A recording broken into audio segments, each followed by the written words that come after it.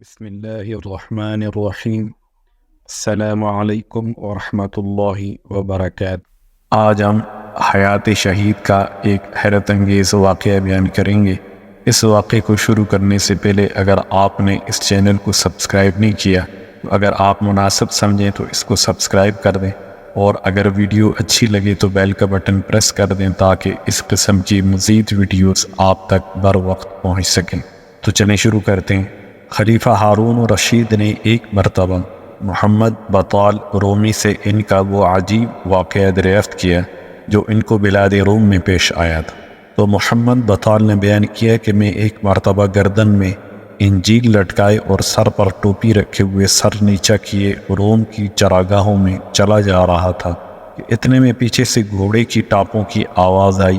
اتنے میں دیکھا تو ایک ہتھیار بند سوار نیزہ ہاتھ میں لیے چلا آ رہا ہے، جس نے میرے قریب آ کر مجھے سلام کیا، اور میرے جواب کے بعد اس نے مجھ سے معلوم کیا کہ کیا تم نے بطال کو دیکھا ہے؟ میں نے کہا بطال تو میں ہی ہوں۔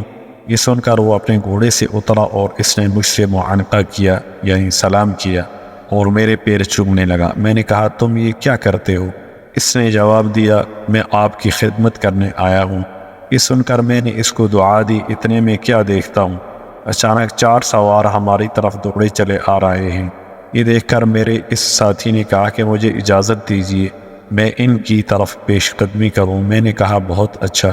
چنانچہ کچھ دیر کی لڑائی کے بعد ان 4 سواروں نے میرے ساتھی کو قتل کر دیا اور پھر میری طرف بڑھ کر مجھ پر حملہ آور ہوئے۔ میں نے کہا اگر تم مجھ سے لڑنا چاہتے ہو تو مجھے اتنی مہلت دو کہ میں اپنے ساتھی کے ہتھیاروں سے مسلح ہو کر اس گھوڑے پر سوار ہو جاؤں۔ انہوں نے اس کو منظور کر لیا۔ چنانچہ جب میں مسلح ہو کر گھوڑے پر سوار ہو گیا اور انہوں نے میرا مقابلہ کرنا چاہا تو میں نے کہا تم 4 ہو اور میں اکیلا، انصاف کا تقاضا تو یہ ہے کہ تم میں سے ایک ایک میرے مقابلے میں آتا رہے۔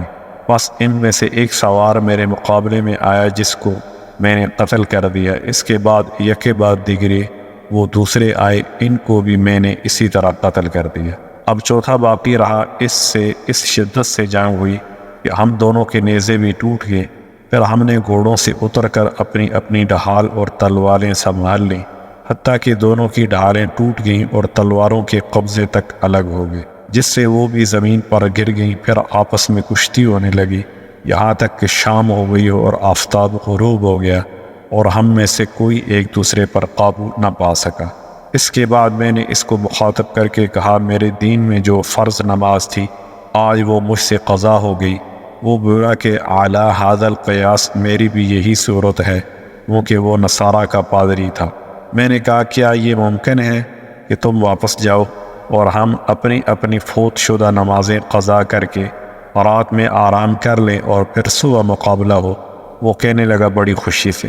چنانچہ میں نے اپنی نمازیں ادا کی اور اللہ کی توحید بیان کی۔ اس نے بھی جو کچھ اس کو کرنا تھا کیا، اور سوتے وقت وہ مجھ سے کہنے لگا کہ تم عربی النسل ہو، تم میں بے وفائی ہے۔ میرے کانوں میں 2 جھانچ ہیں، ان میں سے ایک کو تم اپنے کان میں لٹکا لو اور اپنا سر اس پر رکھ لو۔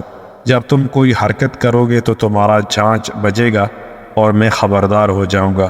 میں نے اس کو منظور کر لیا اور اسی طرح ہم نے رات گزار دی۔ صبح کو علی الصبح توحید الہی کے ساتھ میں نے اپنی فرض نماز ادا کی، اور اس کے بعد ہم دونوں کشتی لڑے اور میں نے اس کو بچھاڑ لیا اور اس کے سینے پر سوار ہو کر چاہا کہ اس کو ذبح کر دوں، مگر اس نے مجھ سے معافی کی درخواست کی اور میں نے اس کو چھوڑ دیا۔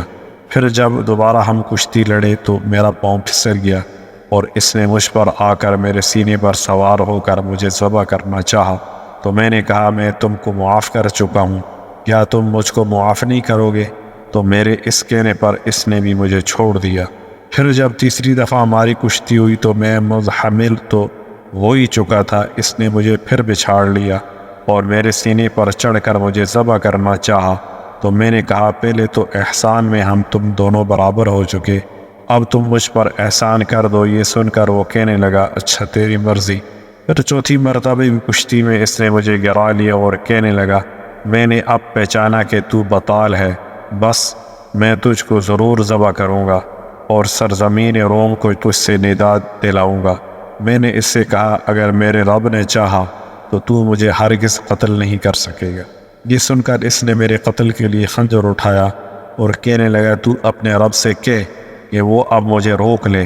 بس اے امیر المؤمنین، اتنے میں نے دیکھا کہ میرا وہ مقتول ساتھی کھڑا ہوا اور اس نے تلوار اٹھا کر اس کا سر اڑا دیا اور یہ آیت کریمہ تلاوت کی، وَلَا تَحْسَبَنَّ الَّذِينَ قُتِلُوا فِي سَبِيلِ اللَّهِ أَمْوَاتٌ بَلْ أَحْيَاءٌ عِندَ رَبِّهِمْ يُرْزَقُونَ۔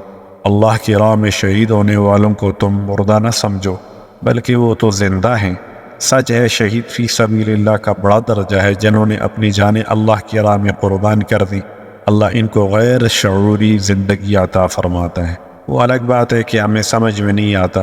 دعا ہے کہ اللہ تعالی ہم سب کو شہادت کا شوق عطا فرمائے، آمین یا رب العالمین۔ والسلام علیکم ورحمۃ اللہ وبرکاتہ۔